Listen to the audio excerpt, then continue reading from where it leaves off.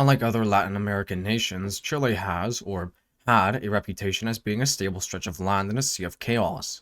While countries like Argentina were dealing with crippling inflation, the Chilean economy was able to provide a higher standard of living to its citizens when compared to its neighbors. A lot of the credit for this achievement has been given to the nation's former dictator, Agusto Pinochet, who under his rule allowed for a team of economists known as the Chicago Boys to completely reform the Chilean economy. At first glance, the so-called Chilean miracle seems to have lots of merit. Many people, including myself at one point, believe that these reforms had turned Chile into a prosperous nation. But once you start to poke at it, this belief starts to collapse. I specifically remember watching a shitpost of sorts about Pinochet. Aside from all of the helicopter shenanigans, one thing it brought up was the claimed prosperity of the economy under him. So I did a quick Google search and I came across this. This is a graph that displays Chile's GDP growth under Pinochet, and to be honest, it doesn't really look all that impressive. So I began to wonder just how good these reforms were. Back when I was researching for my Chile under Pinochet video, it became apparent that the so-called Chilean miracle was, to put it lightly, complete bullshit. Back to the graph, you can see that the average GDP growth under Pinochet was only around 3.4%. Looking at another graph from the same source about Chile's GDP per capita, it shows a very similar story as the last one, with annual growth only reaching an average of 1.9%. As for inflation, it was also pretty ugly, averaging around 86% every year, though when compared to the past it did go down a little. Unfortunately, these graphs only touch the surface, and what lies beneath is so much worse. Going back to before the dictatorship even started, the Chicago Boys named Sergio de Castro and Emilio Cifuentes were commissioned by a businessman named Roberto Kelly, who himself was working for Admiral Merino, to come up with an economic plan for a post-Allende Chile. The stack of documents that they came up with was nicknamed The Brick. To summarize this document, it detailed a plan that would allow any government in times of emergency to liberalize and deregulate the economy. After the coup, Admiral Merino would pressure Pinochet into accepting these plans, which he did, resulting in many Chicago boys getting positions in the new government. Sergio de Castro became Minister of the Economy in 1974 and later Minister of Finance in 1976. For the time being, he was the one calling the shots. In 1975, these new reforms were kicked off with what was called shock therapy, resulting in the mass privatization of state-owned industries and a drastic reduction in public spending. Between 1974 and 1979, public spending went from 46% of the GDP to only about 26%. State-employed workers decreased by over 20%, and finally, 86% of banks along with 110 state-owned companies were privatized. Now, there was a lot of problems with the initial implementation of the Chicago model, but for now, we are going to only focus on the privatization of state-owned companies. While privatization isn't necessarily a bad thing, it was the way it was done that was. When these businesses were privatized, they were not in the position to sustain themselves. Lots of them went bankrupt, and the main source of economic activity came from the export of raw materials. In an interview, Sergio de Castro would later admit to these screw-ups. However, he blamed the poor state of these businesses on the government of Allende. While this is somewhat true, it's only part of the story. It also didn't help that there was an emphasis placed on the importation of consumer goods, resulting in fierce competition that crippled Chile's industries. Back to the graph, you can see that Chile's GDP dropped by minus 12.9%, though inflation did start to go down. Now, to give the Chicago Boys some credit, the following year there was a massive spike in growth. The economy would continue to recover to a certain degree over the course of the next few years. There were, however, still some issues. The businesses that survived shock therapy were all heavily in debt with foreign banks, and there was a huge deficit in the balance of payments. Things had gotten so bad that Pinochet had to nationalize several banks to prevent them from collapsing, which cost him about $300 million. Then there was the oil glut of the 1980s, which caused interest rates in non-oil producing developing countries to shoot for the stars. It's also important to point out that the price of copper, Chile's main export, dropped quite significantly due to the global recession. The crisis of 1982 was the worst economic crash in the country's history, even worse than during the times of Allende, with the GDP dropping by 11%. Once again, Chile's private sector suffered greatly, resulting in 810 businesses going bankrupt.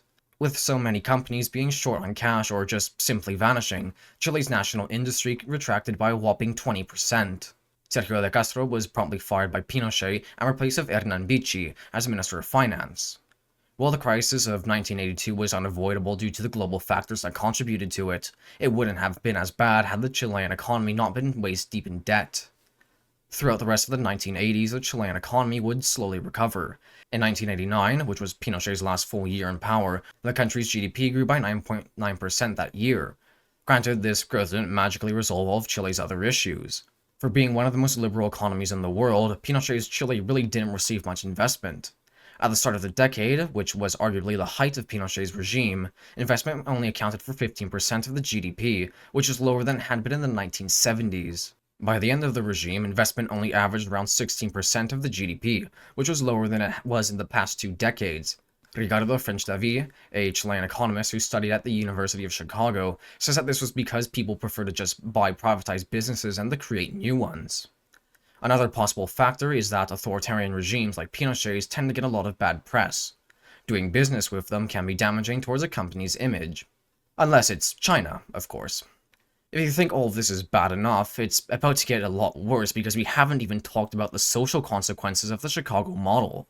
Going back to 1975, so many people had lost their jobs because of government layoffs caused by the reduction in public spending and the collapse of Chile's industries. In 1975, unemployment was between 14.9 and 17.2%, and would stay that way for several years. After the crisis of 1982, it only got worse, reaching a historic peak of between 14.6% up to a horrendous 30.1%. It was so bad that the state had to intervene, providing basic jobs to the country's downtrodden. But this was basically the equivalent of putting a Thomas the Tank Engine band-aid on my crippling hentai addiction. It did fuck all. These jobs paid a pathetic sum of money that was the equivalent to 2/3 below minimum wage. In his book, La Dictadura, Jorge Baradit recalls what it was like to grow up during the dictatorship. When the crisis of '82 happened, he wrote that his older sister had to give up hopes of going to university in order to get a job to support their family. Most certainly, stories like this were replicated throughout the whole country. Even if you did have a job, what you were making was usually around 16% lower than it had been in the previous decade. By the end of it, wages were still low and the gap between rich and poor only grew deeper. In 1990, the year that Pinochet finally gave up power, 38% of Chile's entire population was living in poverty. It wasn't until the consultation took over that the situation finally began to improve. Considering that the new democratic government basically inherited his legacy, it begs the question, how much credit can you give Pinochet? The short answer would be, not much. While the consultation never got rid of the neoliberal model, they did extensively reform it by implementing a policy known as growth with equity. Public spending increased, unemployment dropped, wages got better, and workers' rights improved, all the while the country's GDP continued to grow and stabilize. Even with a drastic drop in the price of copper back in the 90s and early 2000s, the consequences of this were minimal, and Chile recovered rather quickly. To read a lengthy quote from Rolf Luthers, one of Pinochet's ex-ministers of finance, I'm one of those of the opinion that the consultation didn't just administrate the system, but perfected it in a significant way. The decrease in inflation and the macroeconomic management, the reduction of tariffs, the flow of capital, certain reforms to the tributary system, some pension reforms, the implementation of the concession system, and even the CAE, along with other actions, ended up transforming our economy into a modern social market economy. For a time being, the reforms given to the Chicago model were quite successful, providing your average Chilean with a much better standard of living. But the reforms only went so far.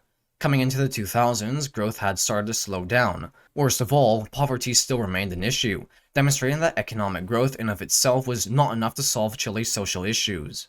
By 2018, Chile was considered the 10th most unequal country in the whole of Latin America, technically top 5 in South America. Arguably, many of the causes for the civil unrest of 2019 can trace their roots back to the Chicago model. Once again, to reference Ricardo French-David, neoliberalism is mediocre in both social and economic development. So if things were so bad, then why do people insist that Pinochet's reforms were good? The simplest answer would be that people who make these claims only focus on the recovery while ignoring the falls. However, I believe that has more to do with societal factors. One thing that you have to understand about Chilean society is that it's incredibly segregated along socioeconomic lines. You can tell how much money someone makes just by looking at their face. The lower and upper classes of Chile live in completely different worlds. While wealthier Chileans are by no means bad people, they have very little idea what it's like for the rest of the country to go through on a daily basis. Like, for Christ's sake, I myself am also oblivious to what they really go through. During the dictatorship, this contrast was a hell of a lot more present. For the upper classes, they witnessed what they saw as an incompetent and criminal government being ousted from power. When Pinochet took over, they were given back property that was, arguably, wrongfully taken from them. With the implementation of the Chicago model, Chilean shopping centers were flooded with foreign goods in stark contrast to the years of Allende. Having a much better education and, most importantly, the proper connections, they were able to acquire jobs and do business to their heart's content. Even during the recession of 75 and 82, they still fared much better than most. Besides, if you're not a red-blooded Chilean patriot like Mr. Pinochet, then obviously you're just a filthy commie who wants to destroy the country. Anyways, that's all for today. When this video is out, I'll be heading out of country to visit some family. Once I get back, we'll be going over the Russian Revolution, hopefully followed by some World War II related stuff. But till then, I'll see you all next time. Estoy pasando la raja en el Tuto Beach. Pasando la raja.